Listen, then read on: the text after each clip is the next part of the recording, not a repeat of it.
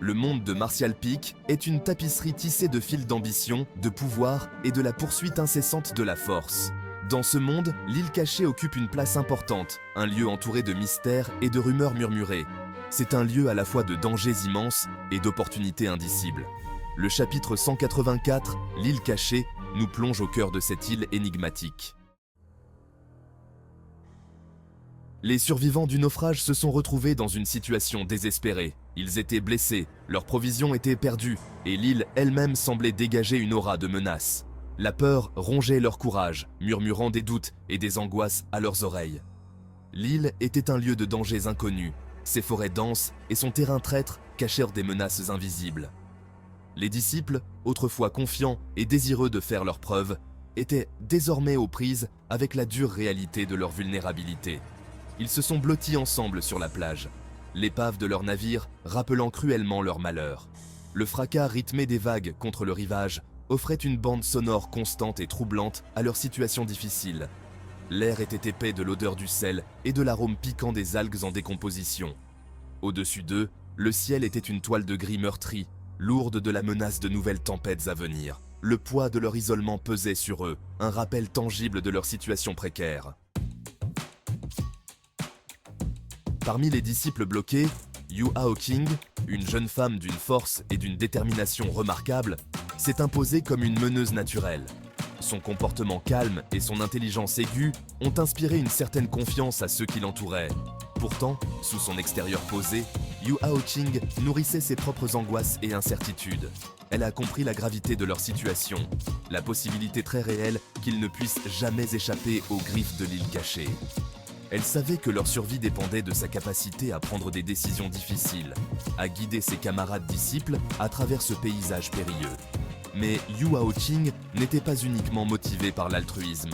Elle voyait dans cette épreuve une opportunité, une chance de prouver sa supériorité et de faire avancer ses propres ambitions au sein de la secte du nuage rouge.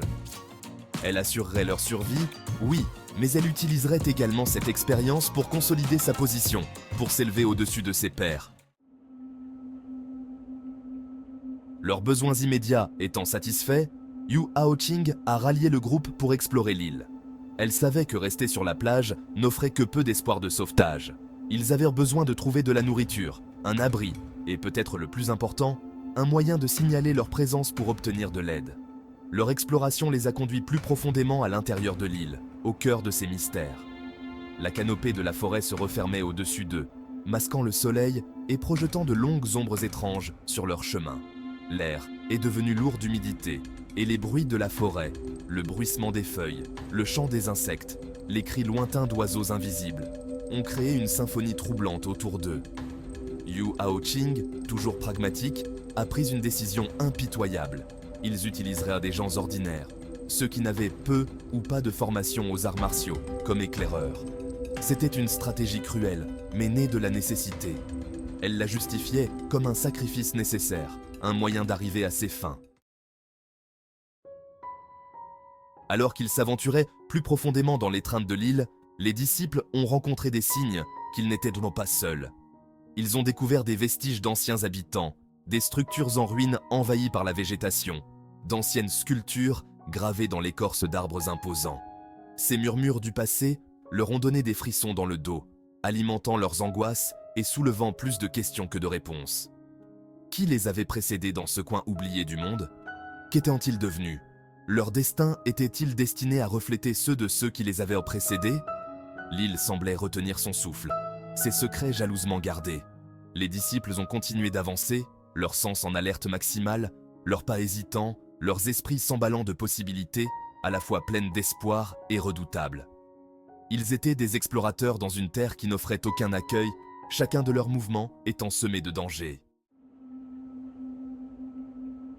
La décision d'utiliser des gens ordinaires comme éclaireurs s'est avérée aussi efficace qu'impitoyable. Ils ont découvert des dangers cachés, déclenchant des pièges et alertant les disciples de la présence de créatures invisibles. Mais c'était une stratégie qui avait un coût moral élevé.